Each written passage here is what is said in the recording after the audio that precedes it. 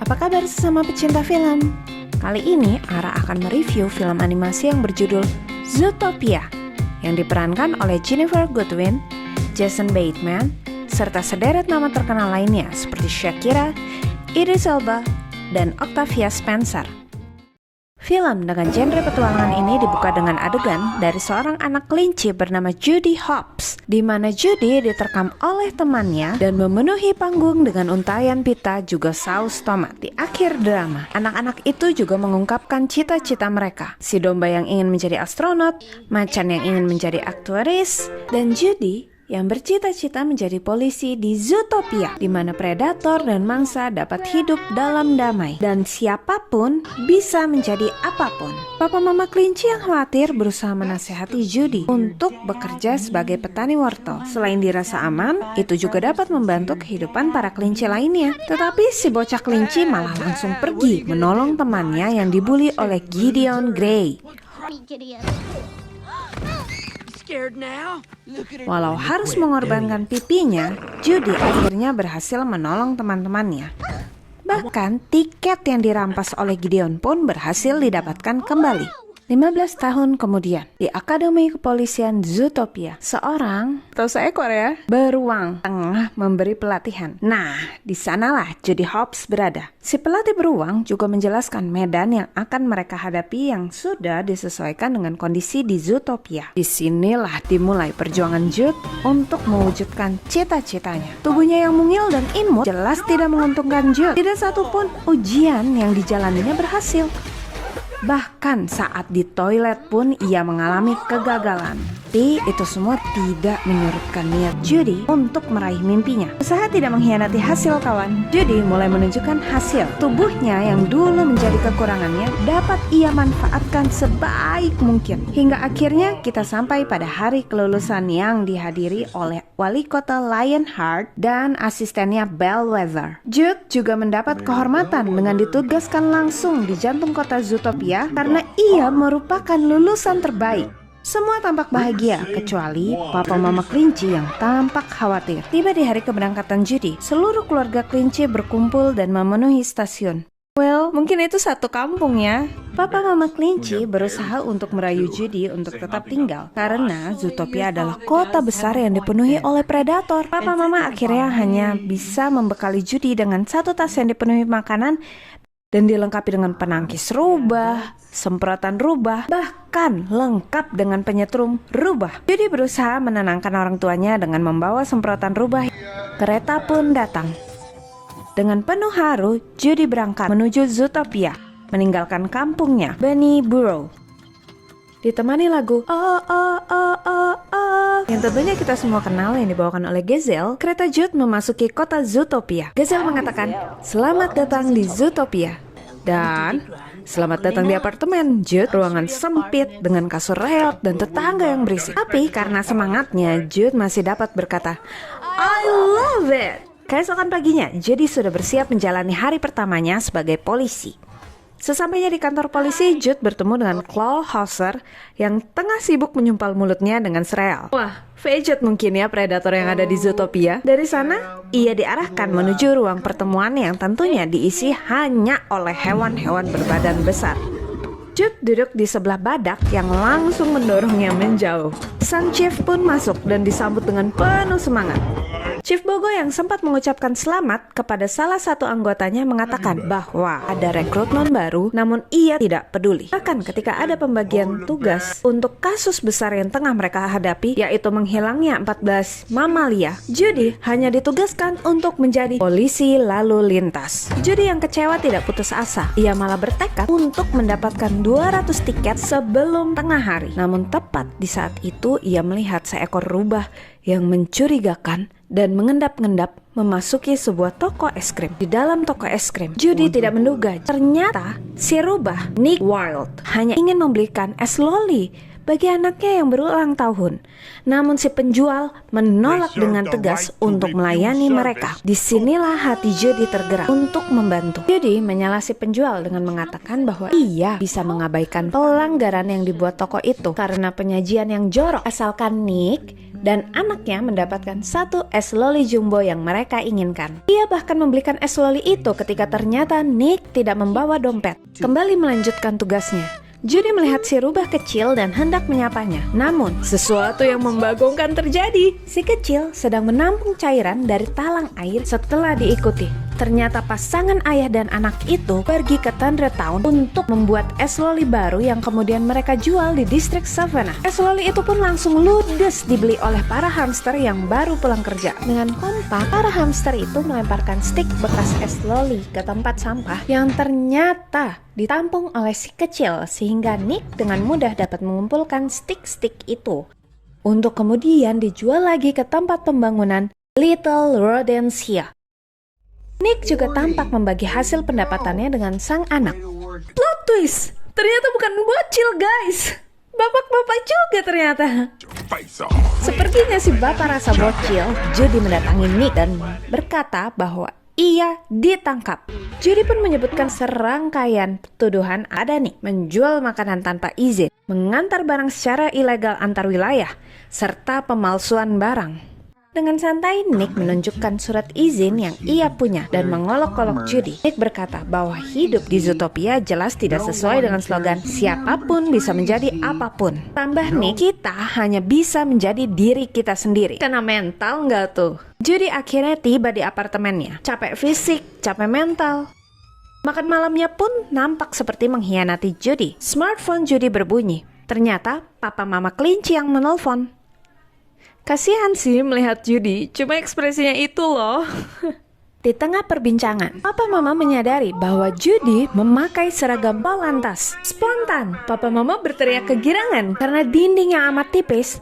Tepat setelah telepon dengan papa mamanya berakhir, tetangganya yang berisik juga mengejek Judy. Esok hari, Jude menerima banyak makian dari warga yang ia tilang. Di saat ia tengah terpuruk, tiba-tiba ada babi yang mendatanginya dan berteriak bahwa tokonya kerampokan. Semangat Jude kembali dan ia langsung mengejar penjahat itu, mengabaikan teriakan polisi lain yang menyuruhnya untuk menunggu polisi sungguhan untuk menangani kasus itu. Kejar-kejaran terjadi dan musang itu menendang pajangan donat membahayakan penduduk di Little Rodensia. Untungnya Judy datang tepat waktu sehingga tidak ada yang terluka. Si musang yang berniat kabur pun akhirnya berhasil ditangkap. Tetapi Judy langsung dipanggil ke kantor Chief Bogo. Judy diteguran karena telah meninggalkan posnya, membahayakan penduduk Little Rodensia hanya untuk sekantung bawang berjamur. Judy masih sempat mengoreksi ucapan Chief Bogo dan berkata bahwa itu bukanlah bawang, tetapi umbi bunga Minicampum Hollysidias. Ketika mereka sedang berdebat, tiba-tiba Nyonya Otterton menerobos masuk dan memohon agar suaminya segera ditemukan. Chief Bogo berkata bahwa kepolisian tengah sibuk dan ia harus sabar menunggu. Judy kemudian mengajukan diri untuk melakukan pencarian. Setelah berhasil membujuk Nyonya Otterton untuk menunggu di luar, Chief Bogo langsung memecat Judy karena pembangkangan dan menyuruh Judy untuk meminta maaf karena kasus suaminya tidak bisa ia tangani. Keadaan semakin rumit setelah Chief Bogo membuka pintu ruangannya. Nyonya Otterton ternyata sudah berbicara kepada asisten wali kota Belwazar yang langsung memberitahu sang wali kota bahwa kasus hilangnya Tuan Otterton akan ditangani oleh Judy. Akhirnya Chief Bogo memberikan waktu 48 jam untuk Judy dapat menemukan Tuan Otterton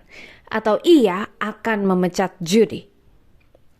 Di luar, Clawhauser memberikan berkas milik Tuan Otterton. Betapa terkejutnya mereka ketika berkas itu hanya berisi satu foto tanpa petunjuk, tanpa saksi mata, dan tanpa barang bukti. Dengan santainya Clawhauser berkata, semoga Judy tidak mempertaruhkan karirnya demi memecahkan kasus ini. Well, mari kita katakan bersama-sama.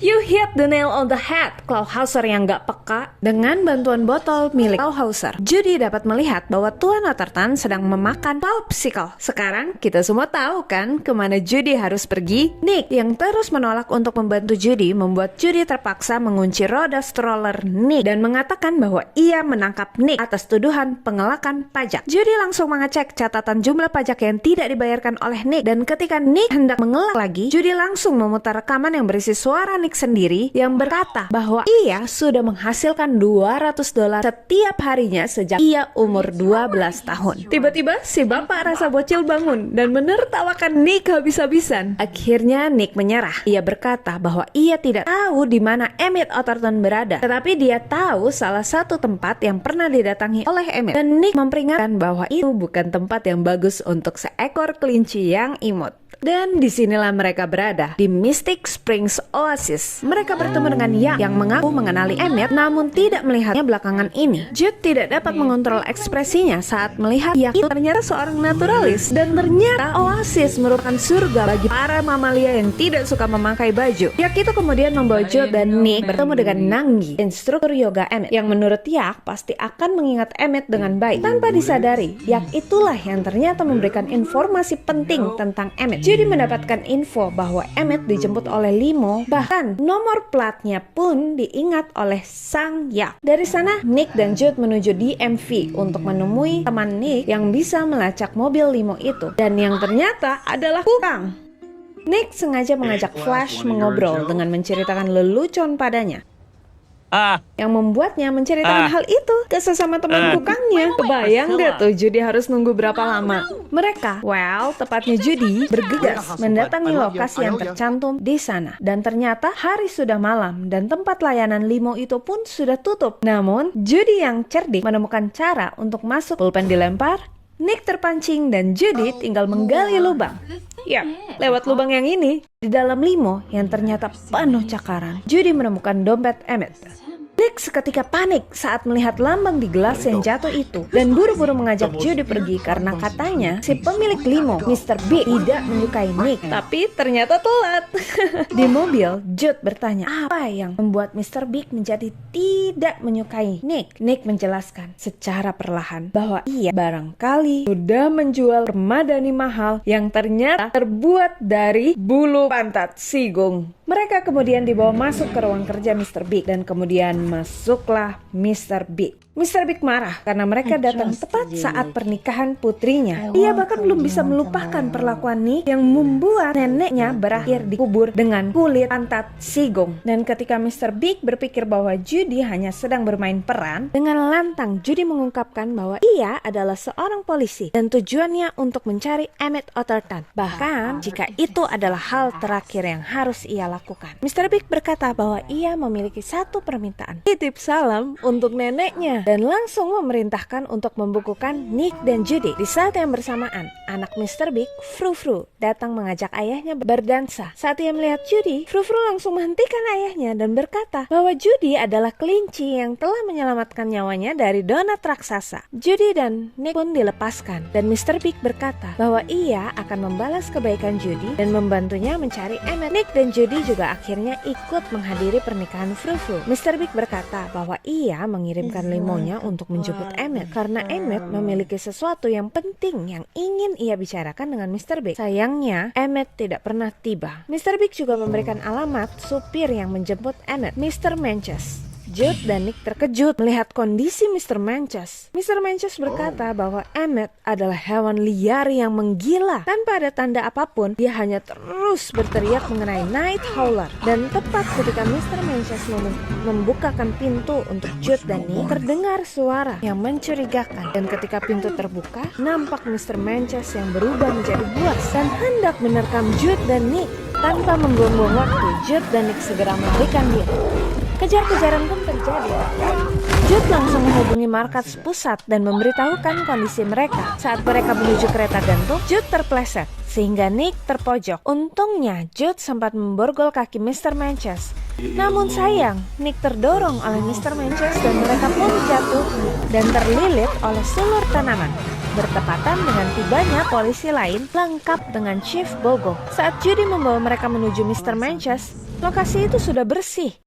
Chief Bogo yang marah meminta Judy menyerahkan rencananya alias dipecat. Disitulah Nick menyela Chief Bogo. Nick juga berkata bahwa Chief Bogo memberikan kasus yang bahkan tidak bisa diselesaikan oleh kepolisian dalam waktu 2 minggu dan hanya memberi waktu 2 hari bagi Judy. Dan setelah dihitung-hitung, ternyata Judy masih memiliki waktu 10 jam sampai batas akhir yang ditetapkan oleh Chief Bogo di kereta gantung. Nick juga sempat bercerita tentang masa kecilnya yang diperlakukan tidak adil karena ia adalah seekor rubah. Nick tiba-tiba teringat bahwa di setiap sudut kota ada kamera lalu lintas dan Judy langsung terpikir satu nama yang bisa membantu mereka.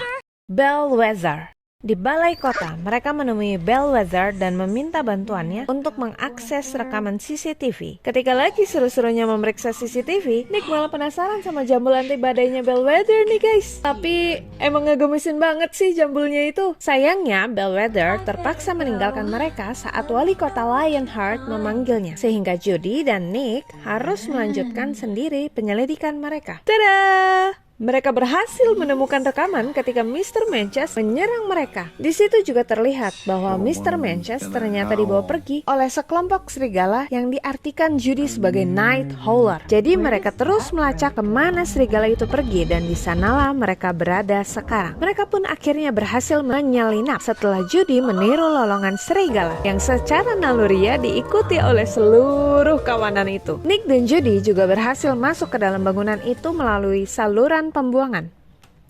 Tidak mengetahui tempat apa itu, Judy mulai merekam menggunakan smartphone-nya. Nick kemudian menunjukkan bekas cakaran di lantai dan mereka dikejutkan dengan mamalia yang berada di balik pintu. Vibes-nya kayak game-game horor ya guys.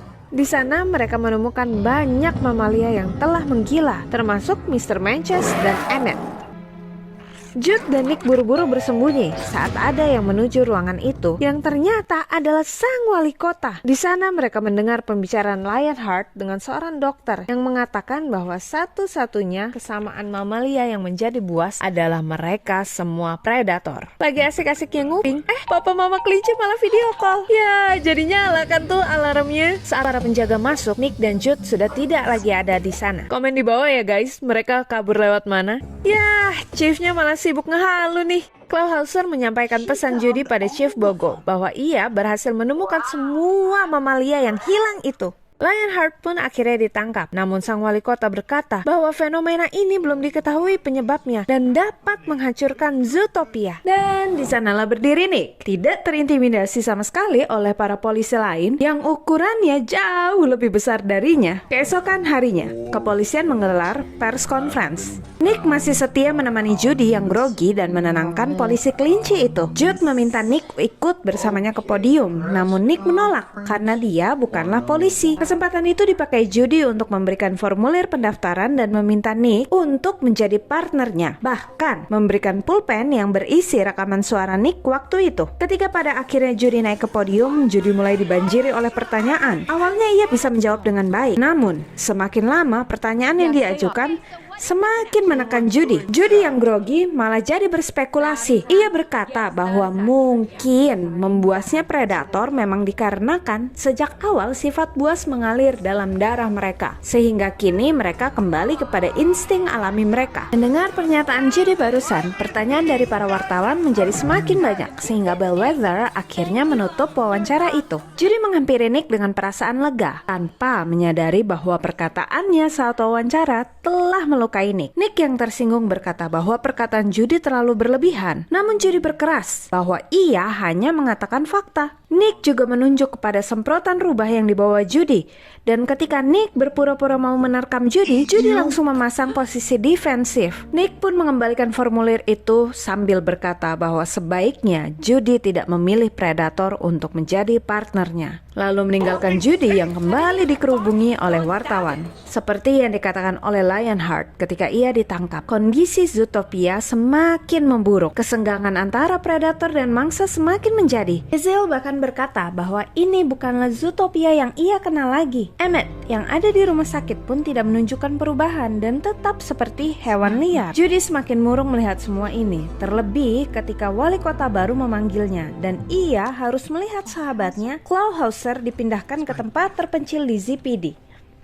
Bellwether, si wali kota baru, ternyata meminta Judy untuk menjadi wajah ZPD. Zootopia yang berisi 90% mangsa yang saat ini ketakutan, menurut Bellwether membutuhkan Judy. Judy berkata bahwa ia bukanlah polisi baik yang cocok untuk menjadi wajah ZPD. Menurutnya lagi, polisi yang baik adalah mereka yang melayani dan melindungi, bukan memecah belah. Judy bahkan melepaskan rencananya dan mengundurkan diri. Kembali ke Bunny Burrow, Judy membantu papa mama kelinci berjualan. Kemudian ada truk pie yang berhenti. Dan bisa kalian tebak siapa pengemudinya? Yes, itu Gideon yang sama dengan yang mencakar Judy dulu. Ternyata papa mama sudah bekerja sama dengan Gideon dan menurut mereka itu tidak akan terjadi jika Judy tidak membuka mata mereka. Ketika melihat Judy, Gideon langsung meminta maaf atas perlakuannya dulu. Gideon dan Judy pun mengobrol bersama papa mama kelinci. Dan ketika itu ada beberapa anak kelinci yang berlari dan papa kelinci memperingatkan untuk menjauh dari Midnight Campum something itu. Gideon menimpali bahwa keluarganya menyebut tanaman yang menjauhkan hama itu sebagai night howler. Papa kelinci juga bercerita tentang saudara mereka yang memakan bunga itu kemudian menjadi buas, bahkan menggigit tangan mama kelinci. Percakapan mereka membuat Judy menyadari kekeliruannya. Night howler bukanlah serigala,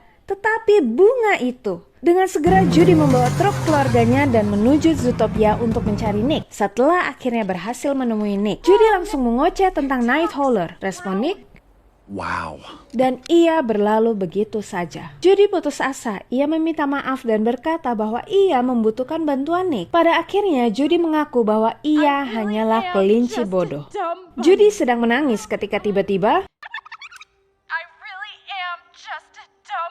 sambil tersenyum, Nick berbalik dan berkata bahwa rekaman itu akan ia hapus setelah 48 jam. Nick and Jude back in action. Mereka mendatangi musang yang dulu mencuri bunga Night Howler. Namun musang itu tidak mau memberitahu kepada siapa ia menjual bunga itu.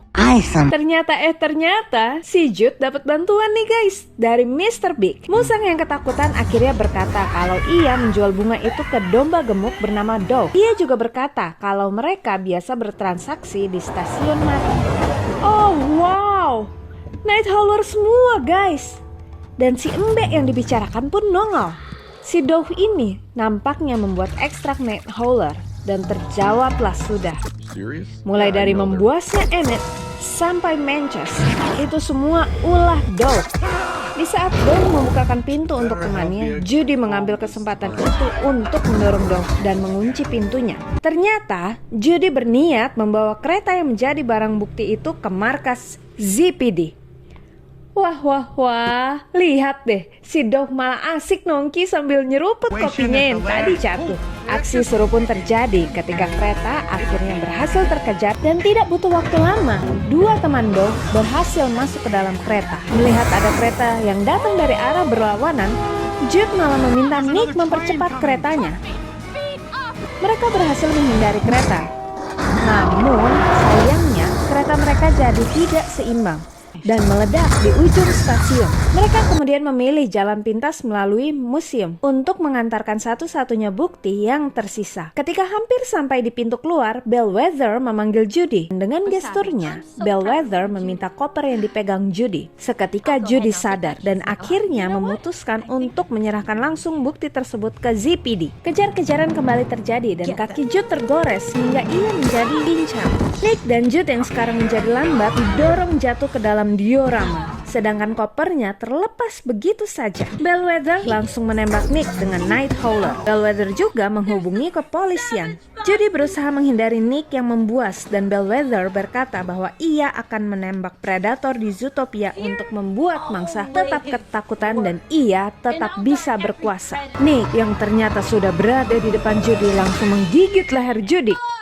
Bellwether heran, kenapa Nick tidak menjadi buas? Ternyata nih guys, serum di dalam senjata itu sudah diganti dengan blueberry impor dari pertanian hops. Dengan pedenya Bellwether berkata, jika ia bisa menjebak Lionheart, tentunya mereka pun dapat ia jebak. Dan omongan Bellwether sudah direkam guys. Dan ketika ia mau kabur, Bogo beserta anggota ZPD tiba di lokasi. Boom! Bellwether pun ditahan karena menjadi dalang atas kekacauan yang terjadi di Zootopia. Penawar untuk korban Night Howler pun menunjukkan dampak positif. Tampak Emmet memeluk kembali istrinya saat Judy datang menjenguk. Keadaan Zootopia pun mulai membaik dan Clawhauser juga kembali ditempatkan di posisinya dulu dan disambut oleh rekan-rekannya. Judy yang tengah membawakan pidato pada acara kelulusan Akademi Kepolisian berkata bahwa kita harus mencoba mengerti satu sama lain yang akan membuat kita menjadi lebih luar biasa. Dan lihat, ada Nick di sana. Bahkan ia juga mendapat penghargaan karena berhasil menjadi lulusan terbaik. Keesokan harinya di ZPD, Chief Bogo membagikan tugas untuk hari itu. SWAT, penyamaran, sedangkan untuk Nick dan Jude mendapat tugas parking duty. Dismissed. Just kidding. Wah, ternyata Chief yang serem ini juga bisa bercanda ya guys. Nick dan Jude ditugaskan untuk menangkap pengemudi ugal-ugalan di distrik Savannah. Baru saja mobil mereka mau jalan, tiba-tiba si pengemudi muncul nih guys. Mobil berplat FST NML itu berhasil dihentikan duo Nick dan Jude. Wajah tegang Flash adalah yang pertama kali kita lihat begitu kaca mobil diturunkan. Komen dong guys, kira-kira kenapa ya si Flash ini malah kebut-kebutan? Itulah review film Zootopia yang bisa Ara bagikan. Banyak banget ya guys pesan yang dapat kita ambil dari film ini. Mulai dari tenggang rasa, lakukan yang terbaik yang kita bisa, sampai teruslah mencoba untuk membuat dunia menjadi tempat yang lebih baik. Jadi, gimana menurut kalian film Zootopia ini? Langsung komen di bawah ya guys. So, terima kasih sama pecinta film yang sudah setia menonton video ini sampai habis. Jangan lupa untuk like, share, dan subscribe ya. Salam pecinta film.